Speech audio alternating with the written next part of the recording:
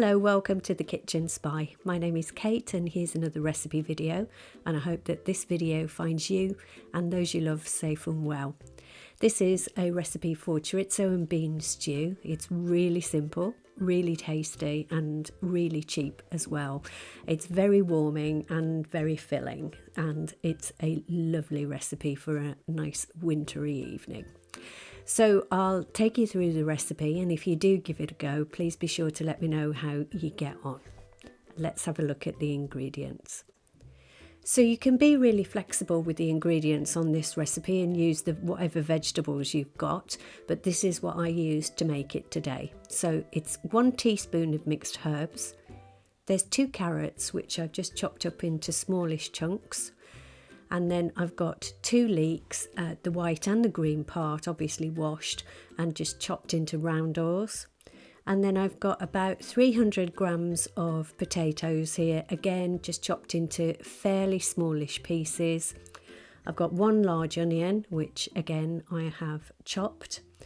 And I've got here a circle, like a round whole chorizo that I got from Asda, I think, and I've just chopped that up and cut pieces into half. I've got stock, and I've got tinned tomatoes and also a can of black-eyed beans. Then obviously pepper and salt. And as I say, it really is as simple as that. There's some very basic ingredients and you can swap them out depending on what you want to use. So over at the pan, I've just got a dry pan. I'm not putting any oil in because the chorizo will let a lot of oil out and it will be really flavoursome as well. And I know that I am usually looking to reduce the amount of calories, but for this I think it's worth leaving the oil in the pan because it gives such a lovely flavour. So you just want to cook the chorizo off until it's just nicely cooked and it's released a lot of the oil, and then we just need to take that out of the pot so that we can use the saucepan for the rest of the ingredients. So I think chorizo is such a flavoursome thing. This wasn't the spicy version. I would normally have the spicy version, but they hadn't got it this time.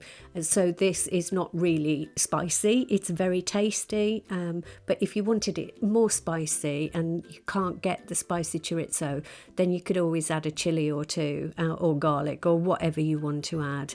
But I think the beauty of this recipe is that it's so basic in the ingredients that you've got, and you could use things like peppers in here if you wanted to, or peas even, or whatever. It's a really, really flexible recipe. So as you can see there, I have just popped the onions in and I'm just making sure that they're coated with that beautiful oil that has released so much flavour into the pan. Then once the onions are cooked off, then we can start to add the rest of the ingredients. So I'm just starting with the vegetables first of all, and so I've got the carrots and just pop those in, and then I'm also going to add the leeks. And leeks, in my opinion, are a very underrated vegetable. They're really tasty and they add a really good flavour to things as well without being too intrusive. So I've added the leeks, the carrots and the herbs, and I'm just mixing that all through so that we get all of the vegetables coated in that lovely oil. And then it really is as simple as that, just stirring things around in the pan. Then once we've done that, we can go on and add the rest of the ingredients. So I can see here that the vegetables have just sweated down a little bit, and I'm just going to go in now with the potatoes. So just add the potatoes and again just stir it all through. Then after that we just add the rest of the ingredients, so starting with the tinned tomatoes, I'm just popping those in, and then I'm going to add the stock, and I'm just doing what I always do here, which is just make sure I get every last bit of tomato out of the can by kind of rinsing it with the stock. So I've used chicken stock there, and I've got about 450 mils of stock, but depending on the kind of outcome that you want in terms of whether you want it to be a stew or a soup, you can add more or less stock. And then you just need to pop back the chorizo, and that will help to impart more flavour to the rest of the ingredients while that just bubbles away. So add in the chorizo, moving it round again, just making sure it's all mixed up, and then we just need to season it well with salt and pepper. And then once that's been done, we can just cook it through until it's bubbling around the edge, and then it's time to put the lid on. And we just want to pop the lid on and cook the stew until the vegetables are cooked through, and you'll just have to try them as I'm doing here. So I'm just taking the lid off and having a look. That's probably been about 20 minutes, half an hour, and I'm just going to test a potato, as you can see here, and a carrot, because those are the things that will take the longest to cook. And that's ready, so I'm just going to pop the beans in now. So just pop in the can of black-eyed beans in. You can use any beans, of course, but I really like black-eyed beans. They're my favourite, I think. And that little colander thing that I used there, that was the one that I bought on my Lakeland haul, and it's perfect for that size of can. Just tip those in, and then you can just rinse them under the tap really nicely and quickly.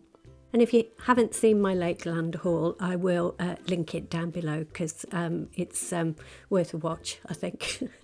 Anyway, so the beans have been added, beans have been added, and everything is cooked and looking lovely. And this is going to make 4 portions. So I'm just doing a final check of the vegetables, and then I'll serve it all up. So we just ate this just as it was, but you could add some side vegetables if you wanted to, but we ate it like this as a soup, if you like. It was really tasty and very filling, actually, and it was 476 calories per portion. And as I said, that the recipe we've just done has made 4 really generous portions. So we ate 2, and 2 have gone into the freezer and have subsequently been eaten, and it freezes really well. So very pleased with this, and if you do give it a go, please let me know how you get on. So there you go, another recipe, and I am thankful that you've watched it right through to the end, so thank you for that. And if you like the video, please give it a thumbs up, and if you're already a subscriber, thank you so much. I really appreciate your support. And if you're not yet a subscriber and you feel like you might want to subscribe to this channel, which does recipes, food hauls and meals of the week type videos, then there'll be a button coming up soon to subscribe, and it would be great to have you on board. Anyway, thanks very much for watching. I really appreciate it. So you take care, stay safe, and I hope that you and those you love are well. Take care. Thanks for watching. Bye bye.